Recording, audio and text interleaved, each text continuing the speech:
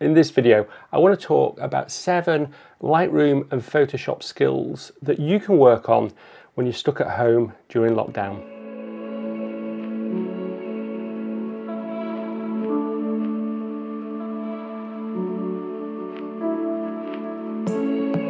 Morning everybody, fantastic to see you all again. Oh, we're in lockdown again, the 3rd time in the UK, which means we're not allowed to travel outside for anything that's not non-essential. We can have one form of exercise a day and we can probably take some shots whilst we're walking around on that form of exercise, but that's got to be local.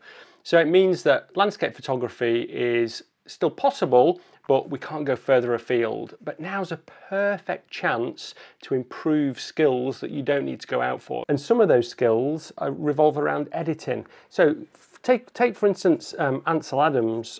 He wrote an entire book on the print. So a third of his process, and I think somewhere he actually said 50% of the process is in the edit, was all about how to print it, dodging and burning. And obviously that's what brought his photos to life. So nothing's changed in the 50 plus years since he's been doing that, and you've just got much better tools to do it with Lightroom and Photoshop now. So what I wanted to do was go through and tell you some things that I've been using, the tools that I've been using, and give you some real world examples of how I've been using them, with the hope that that might give you some inspiration to go away and edit some photos yourself. Now, what I'm also going to be doing, which is quite exciting, is I'm going to be redoing the edit my raw photo, but a little bit of a twist this time, and I'll talk more about that at the end of the video. So let's go over to Lightroom and get straight into the photos and some of the edits that I've done and the tools that I've used. Actually, before I just jump into this, if you could give the video a thumbs up if you like it, so if you're thinking it's useful, then please give it a thumbs up, and it really helps me with the YouTube algorithm.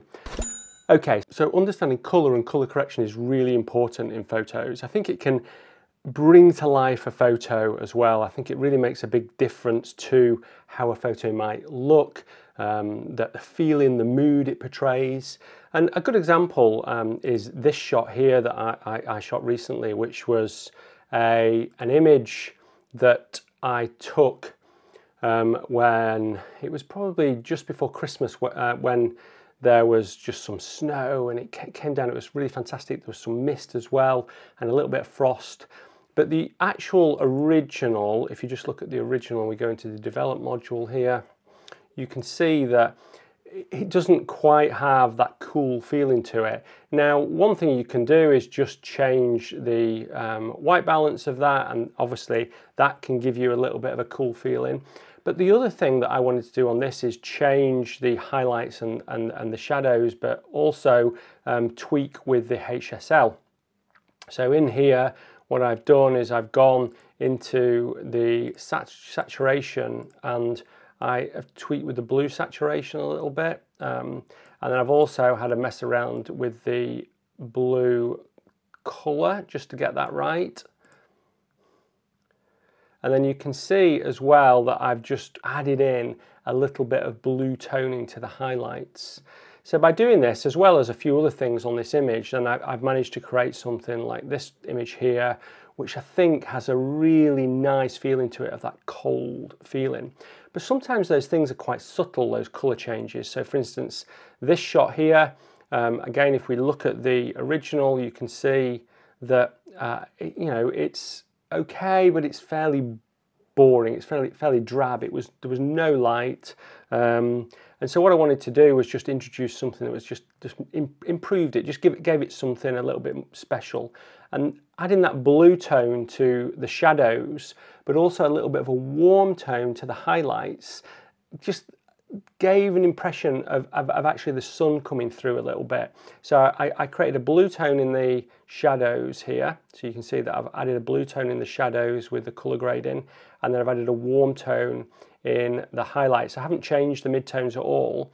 And then all I did was I also added in a radial filter, and then that radial filter had more impact on the highlights than it did the shadows, to just create a little bit of a glow and add an exposure to that. And that was it really, just to create something just with a little bit of colour change that has some atmosphere. And then the third one I wanted to show you for colour was this image here. So if I just show you the original you know, this is the original, which was probably true to how it looked, to be honest, but I felt that it just needed a little bit more mood.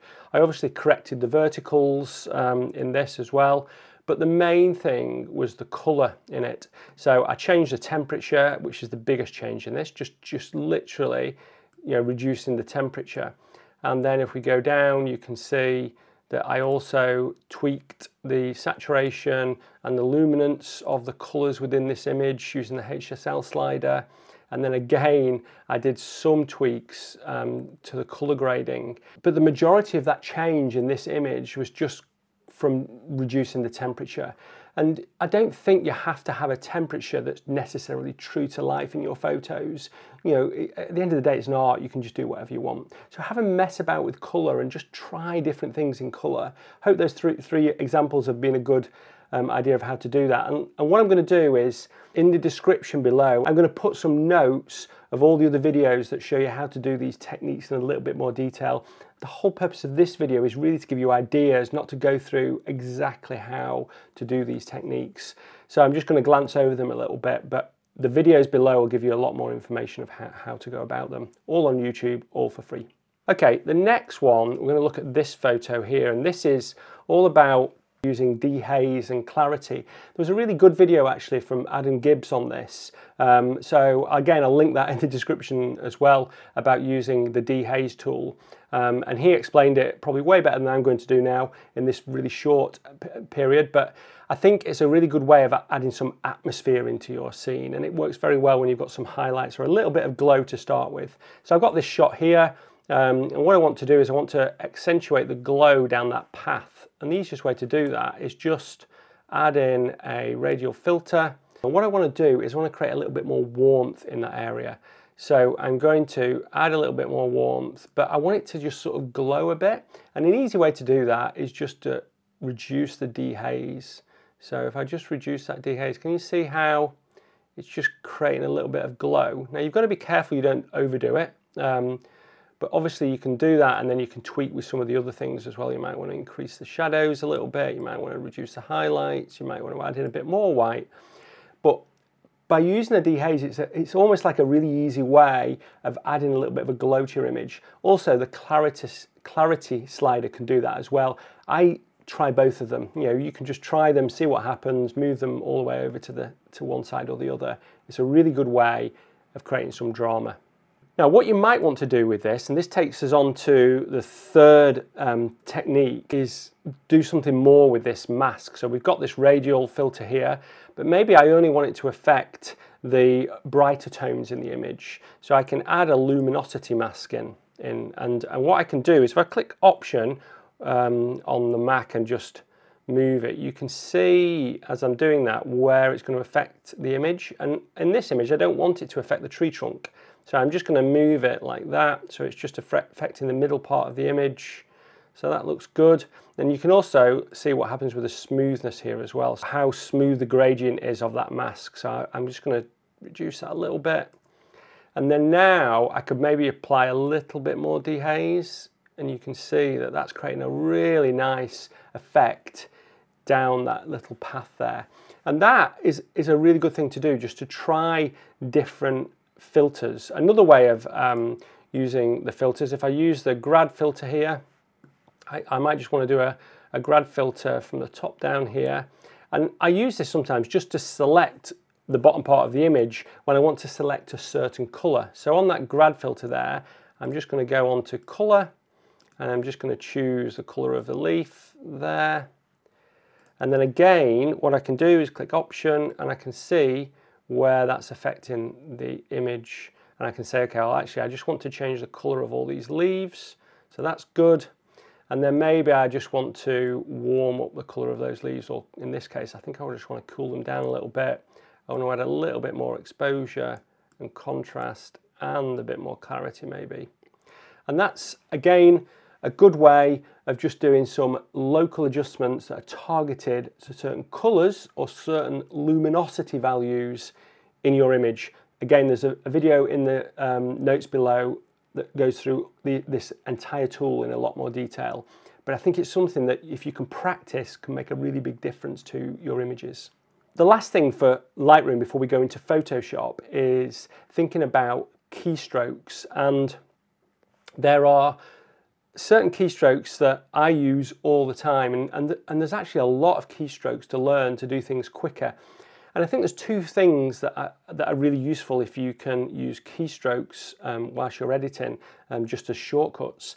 And that is, one, it means that you're just concentrating on the photo, you're not trying to look to the side, you can just, really engage with the editing process a little bit more. But also, it just means you can do it a little bit quicker.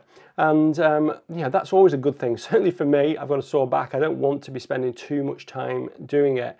I don't think you should rush your edit, but if you can spend more time actually editing and less time worrying about the tools, then those keystrokes are a really, really good way of doing that. So I'm going to give you a few keystrokes now, but I'm also working on some information to go out in my next newsletter that will detail all the keystrokes that I use. So make sure you subscribe to my newsletter, again in the description below. Right, so I'm going to go through a few of them that I use quite regularly. So let's go to another image. Let's go to this one. We'll be talking about this one in Photoshop. So this was the Janella, the photo that I talked about in my most recent video. The first thing to notice on this one, because I use this quite a lot, is J. So J shows you the highlight and shadows in the image. So say you're doing this and you want to mess around with exposure a little bit, and you just want to see how that affects the image. So I'm not too bothered about the highlights there, but I probably don't want to blow out this area here. So it just allows you to just change it really easily while seeing the highlights and the shadows. Now you can obviously tick these two buttons up here, but just J switches those on and off really quickly. Obviously the backslash is before and after, a really obvious one that I've showed before. One that I use all the time is lights out. So just to have a look at the image, if I want to just get rid of all the distractions, then the L for lights out, and you can keep pressing it to go completely blank. That's super, super easy. And whilst I'm on that, sometimes I select a couple of photos. So say I've got these two photos here that I want to look at. Just clicking N is a really good way of looking at those, and then you can do that with L as well if you just want to look at a couple of photos next to each other. And then the other thing I wanted to mention was just the Option or the Alt key on a PC, just how much of a friend that is to you. So you can use it for so many things. So if we look at this image here, so say I'm looking at this and I want to look at exposure, you can click it and you can see the clipping when you're looking at exposure. Most of the time, you just trial and error, just clicking that can make a big difference.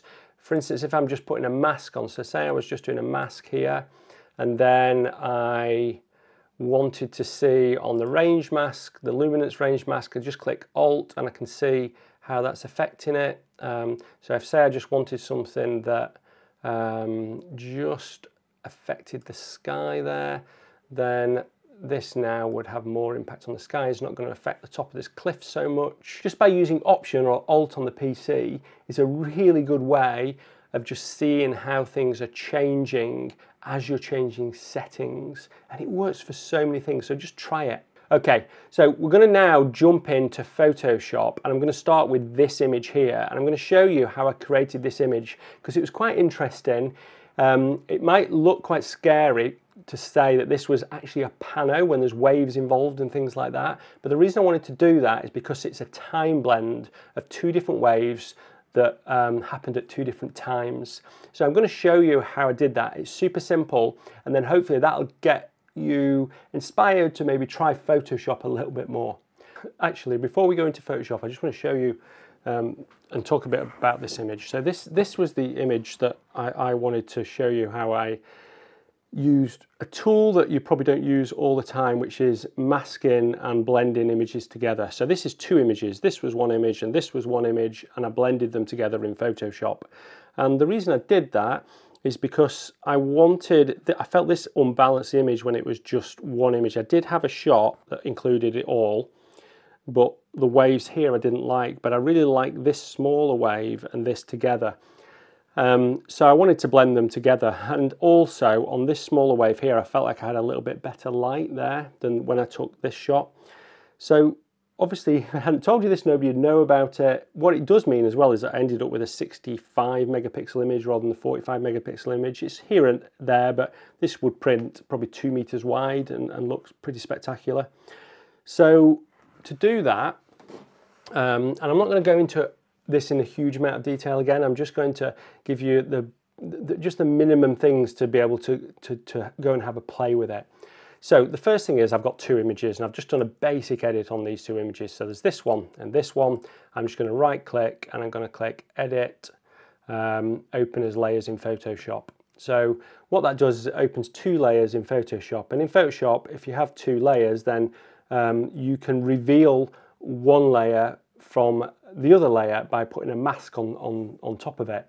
So if we just go into Photoshop now, so you can see that we've now got those 2 images as layers within Photoshop, and you can see one and the other. So the first thing to do is you've got to align them, and Photoshop's pretty good at this. So you can just go to Edit, Auto Align Layers, and I'm going to do the auto, and I'm just going to click OK.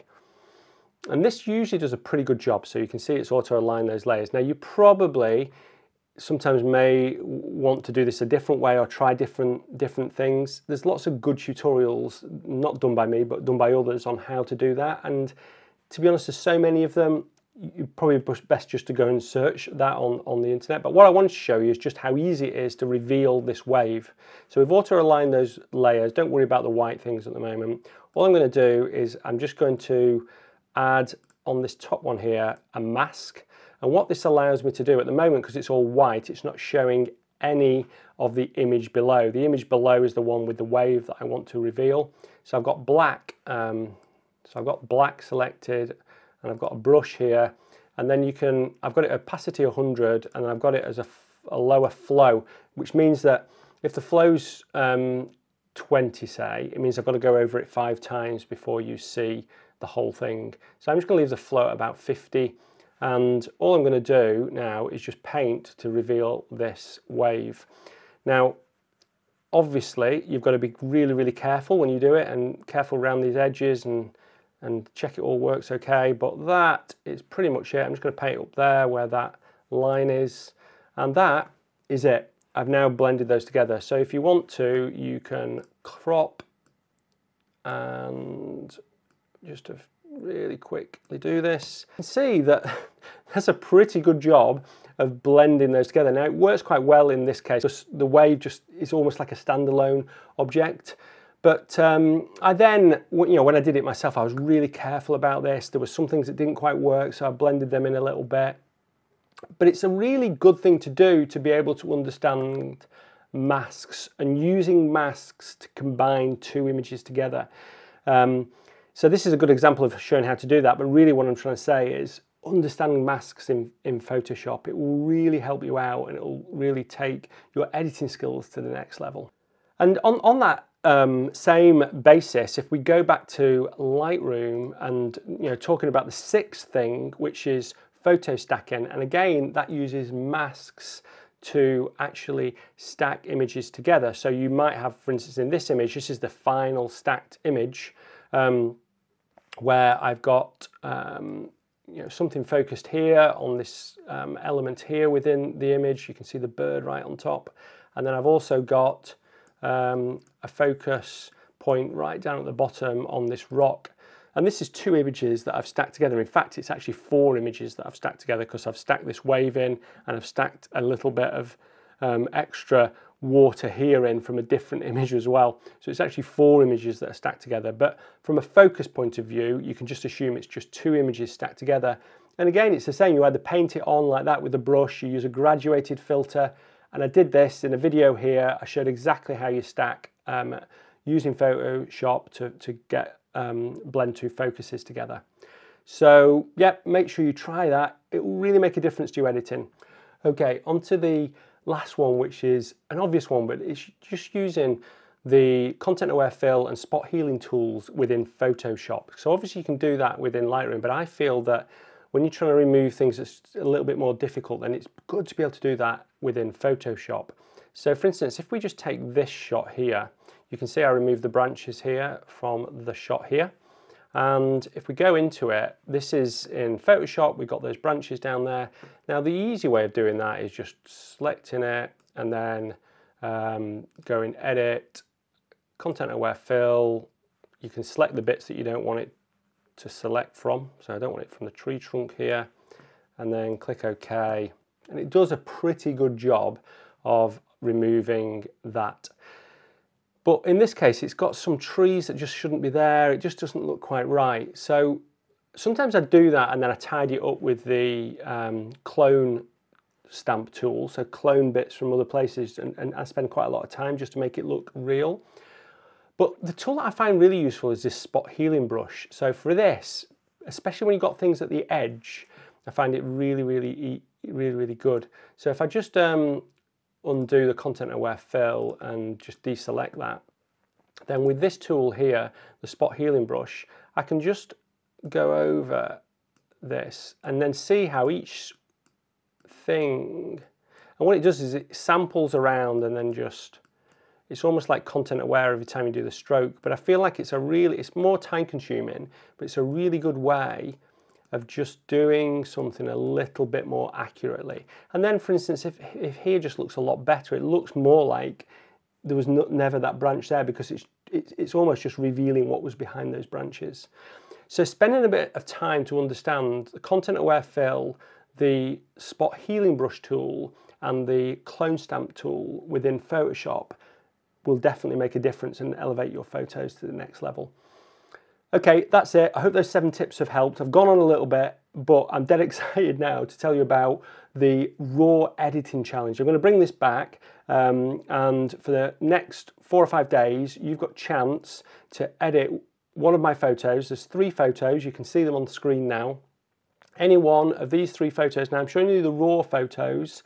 I'm not going to show you my edits of these photos. Probably some of them are on Instagram, to be honest. But the twist this time is I've asked 4 professional photographers to edit these images as well. They've not seen the images yet, so they might refuse. But the people I've asked are Mark Littlejohn, James Popsis, Michael Shaneblum, and Masterpiece Reverson. So obviously they're all very experienced, probably more experienced than I am at editing in Lightroom and especially Photoshop. And I'm sure they'll do their own individual takes on these. But then next week, what I'll do is I'll look at the best of your edits and their edits, and we can compare them. And the big thing is you've got to try and beat them. You've got to try and produce a better edit than they've done. I'm sure you can. Try some of these tools out, and I'll try and share as many of those as I can in next week's challenge. And also for the best 3, I'm going to offer some prizes which are going to be pretty spectacular. So the links are in the description. There's a lot of links in the description, isn't there? But the links are in the description for how you can get those 3 raw files. Please don't take them as your own. Copyright's still mine, but you can edit them, do whatever you want with them, edit them, and then it shows you where to upload those photos as well. Thanks ever so much, and thanks ever so much for watching. Go and give it a thumbs up if you've liked it. Until next Sunday, bye.